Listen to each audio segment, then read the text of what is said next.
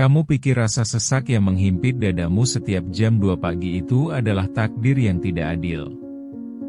Kamu merasa dunia terlalu jahat, bebanmu terlalu berat, dan tidak ada satu orang pun yang mengerti betapa hancurnya kamu di dalam sana. Padahal sebenarnya, itu bukan beban hidup yang terlalu berat, tapi kapasitas hatimu yang sudah terlalu penuh dengan sampah duniawi yang tidak pernah kamu buang. Kamu menyimpan semua luka, dendam, dan ambisi sendirian. Lalu kamu heran kenapa napasmu terasa pendek saat lampu kamar sudah padam. Berhenti membohongi diri sendiri dengan alasan sedang lelah secara mental atau sedang mengalami tekanan hidup yang luar biasa. Kenyataannya sederhana, kamu hanya terlalu sombong untuk mengakui bahwa kamu ini lemah dan butuh pertolongan. Kamu mencoba menjadi pahlawan bagi hidupmu sendiri, mencoba menyelesaikan semuanya dengan logika manusia yang terbatas, sampai akhirnya kamu tersungkur dalam sunyi. Kamu merasa kesepian di tengah keramaian, tapi kamu lupa bahwa ada satu pintu yang selalu terbuka namun tidak pernah kamu ketuk dengan sungguh-sungguh. Lihat dirimu di cermin saat ini, lihat mata yang lelah itu dan tanyakan apa yang sebenarnya kamu cari. Kamu mengejar pengakuan manusia sampai lupa cara menghargai diri sendiri, lalu kamu mengeluh saat orang lain tidak peduli. Kamu membangun benteng tinggi agar tidak ada yang melihat rapuhmu, tapi benteng itu justru menjadi penjara yang membuatmu tercekik perlahan. Kamu merasa sudah melakukan segalanya, sudah berjuang sampai titik darah penghabisan, tapi kenapa rasanya tetap kosong dan hampa? Itu terjadi karena kamu mengisi hatimu dengan hal-hal yang tidak ada habisnya, seperti ekspektasi orang lain dan standar sukses yang diciptakan oleh media sosial. Kamu membiarkan hatimu menjadi gudang penyimpanan rasa kecewa yang menumpuk selama bertahun-tahun tanpa pernah dibersihkan. Setiap kali kamu terluka, kamu hanya menutupinya dengan tawa palsu di siang hari, lalu membiarkannya membusuk di dalam sana. Akhirnya, hati yang seharusnya menjadi tempat bersemayamnya ketenangan justru berubah menjadi medan perang yang penuh dengan kebisingan. Kamu sering mengeluh bahwa Tuhan tidak mendengar doamu, padahal kamu sendiri yang menutup telinga dari peringatannya. Kamu meminta ketenangan, tapi kamu tidak pernah memberikan waktu untuk bersujud dengan benar. Kamu ingin bebanmu diangkat, tapi kamu masih menggenggam erat semua ego dan rasa bangga yang tidak ada gunanya. Kamu merasa paling menderita di dunia ini, sampai kamu lupa bahwa ada jutaan orang yang lukanya lebih dalam tapi tetap bisa tersenyum, karena mereka punya sandaran yang abadi. Sesak itu adalah alarm, sebuah peringatan keras bahwa jiwamu sudah kelaparan. Kamu memberi makan fisikmu dengan makanan mewah, memberi makan matamu dengan tontonan yang tidak berguna, tapi kamu membiarkan ruhmu mati kelaparan. Kamu mengira bahwa dengan bekerja lebih keras atau tidur lebih lama, rasa sesak itu akan hilang dengan sendirinya. Padahal, tidak ada obat untuk jiwa yang sakit selain kembali kepada Sang Pencipta yang membentuk jiwa itu sendiri.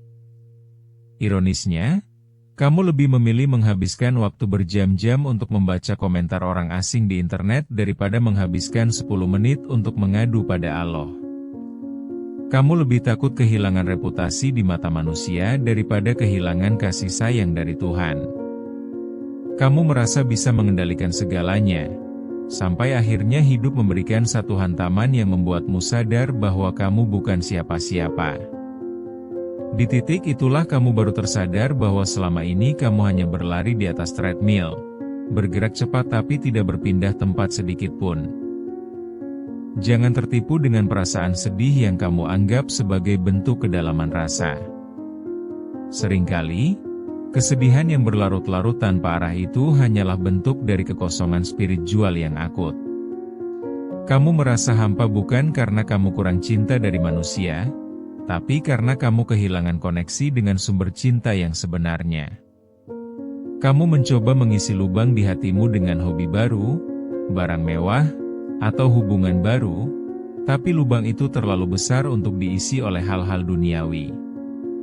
Sekarang jujurlah, Kapan terakhir kali kamu benar-benar menangis di atas sajadah tanpa memikirkan bagaimana penampilanmu di depan orang lain? Kapan terakhir kali kamu melepaskan semua topengmu dan berkata bahwa kamu benar-benar tidak mampu menghadapi ini semua sendirian? Jika kamu tidak bisa mengingatnya, maka itulah alasan kenapa malammu selalu terasa mencekam. Kamu sedang membawa beban yang seharusnya tidak kamu bawa sendirian, tapi kamu terlalu gengsi untuk meletakkannya di hadapan Allah. Bayangkan seorang mahasiswa yang setiap malam terjaga, bukan karena sedang belajar dengan tekun, tapi karena dihantui rasa takut akan masa depan. Dia melihat teman-temannya sudah mulai magang di perusahaan besar atau mendapatkan beasiswa ke luar negeri, sementara dia masih berkutat dengan tugas yang tertunda. Dia mencoba memaksa dirinya untuk produktif, tapi pikirannya justru melayang ke arah skenario terburuk yang mungkin terjadi. Dia merasa tertinggal jauh, merasa bodoh, dan merasa bahwa semua usahanya selama ini sia-sia belaka. Di siang hari, dia tampil percaya diri, tertawa bersama teman-temannya, dan berpura-pura bahwa semuanya terkendali dengan baik.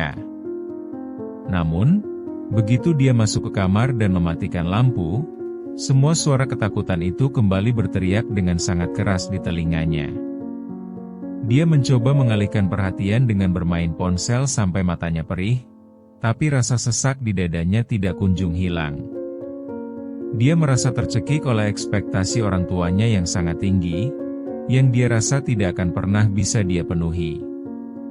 Atau lihatlah seorang ibu yang setiap hari terlihat kuat, mengurus anak dan rumah dengan penuh kesabaran tanpa pernah mengeluh. Dia adalah pilar bagi keluarganya, tempat semua orang bersandar saat mereka merasa lelah atau sedang mengalami masalah. Namun, saat semua orang sudah terlelap, dia duduk sendirian di dapur dengan tatapan kosong dan air mata yang jatuh tanpa suara. Dia merasa lelah yang luar biasa, bukan hanya lelah fisik, tapi lelah mental karena harus selalu terlihat sempurna dan tidak boleh terlihat rapuh. Dia menyimpan semua rasa kesal, rasa tidak dihargai, dan rasa rindu akan dirinya yang dulu sebelum menjadi seorang ibu. Dia merasa kehilangan identitasnya sendiri, merasa hanya menjadi pelayan bagi kebutuhan orang lain tanpa ada yang bertanya bagaimana kabarnya hari ini. Setiap malam, dia hanya bisa menghela napas panjang, mencoba menenangkan badai di dalam hatinya yang tidak pernah diketahui oleh siapapun. Dia merasa sendirian dalam perjuangannya, meskipun dia dikelilingi oleh orang-orang yang dia cintai. Ada juga seorang profesional muda, mungkin seorang dokter atau manajer, yang hidupnya terlihat sangat mapan dan terhormat di mata publik. Dia mampu tetap tenang saat situasi sedang ramai, mengambil keputusan cepat di bawah tekanan, dan selalu memberikan solusi bagi masalah orang lain. Namun, di balik jas rapi dan senyum profesionalnya, ada kekosongan yang sangat mengerikan yang terus menggerogoti jiwanya. Dia memiliki segalanya secara materi, tapi dia tidak memiliki kedamaian saat dia harus berhadapan dengan dirinya sendiri di malam hari. Dia sering terbangun di tengah malam dengan perasaan cemas yang tidak jelas sumbernya, seolah-olah ada sesuatu yang hilang dari hidupnya. Dia mencoba mengisi kekosongan itu dengan bekerja lebih keras lagi, mengejar jabatan yang lebih tinggi, atau membeli barang-barang mewah yang tidak benar-benar dia butuhkan. Tapi semakin banyak yang dia dapatkan, semakin besar pula rasa sesak yang menghimpit dadanya. Dia sadar bahwa semua pencapaian itu tidak bisa memberinya rasa aman yang sesungguhnya. Namun dia tidak tahu harus mulai dari mana untuk memperbaikinya.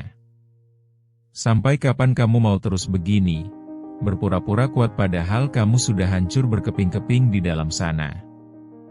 Kamu harus sadar bahwa rasa sesak itu bukan untuk membuatmu menyerah, tapi untuk memaksamu berhenti berlari ke arah yang salah. Kamu tidak bisa terus-menerus mengobati luka batin dengan cara yang dangkal, karena luka itu ada di level ruh, bukan level logika. Titik baliknya adalah saat kamu berhenti mencoba menjadi kuat dan mulai berani menjadi lemah di hadapan Tuhanmu. Bayangkan betapa leganya jika kamu tidak perlu lagi membawa beban itu sendirian.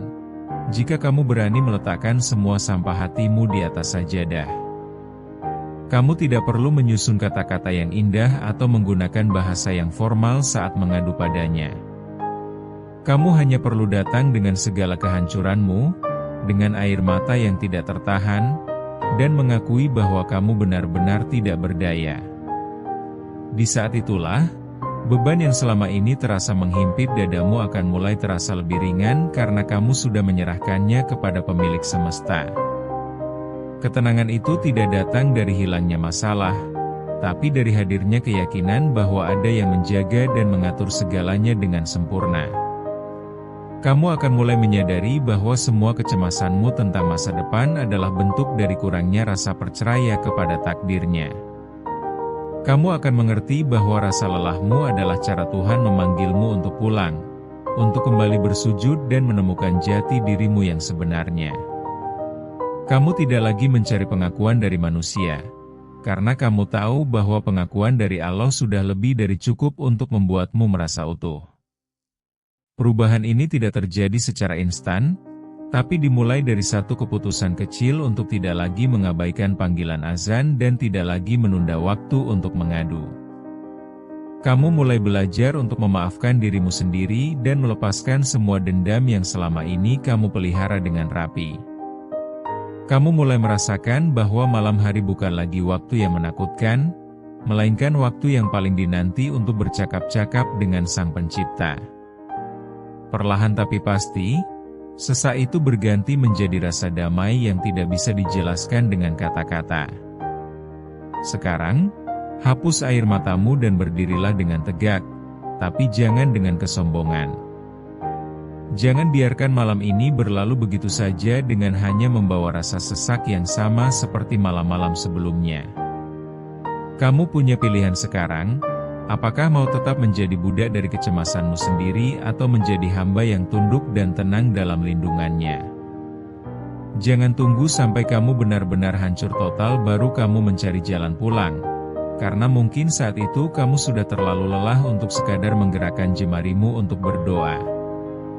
Bangun dari tempat tidurmu, ambil air wudhu, dan hamparkan sajadahmu sekarang juga tanpa tapi dan tanpa nanti. Buang semua gengsimu, lepaskan semua topengmu, dan tumpahkan semua isi hatimu yang penuh itu sampai tidak ada lagi yang tersisa. Jangan malu terlihat menyedihkan di hadapan Allah, karena justru di titik terendah itulah kamu berada di posisi yang paling dekat dengannya. Kamu tidak butuh validasi dari dunia untuk merasa berharga, kamu hanya butuh koneksi yang jujur dengan Tuhanmu untuk merasa tenang. Ingat, hidup ini terlalu singkat untuk dihabiskan dengan merasa sesak hanya karena kamu terlalu sombong untuk meminta tolong. Berhentilah mengandalkan kekuatanmu yang rapuh dan mulailah mengandalkan kekuatannya yang tidak terbatas. Jadikan setiap sujudmu sebagai tempat pembuangan segala sampah emosi, agar hatimu kembali luas dan napasmu kembali lega. Bergeraklah sekarang, hadapi kenyataanmu, dan temukan kedamaian yang selama ini kamu cari di tempat yang selama ini kamu abaikan.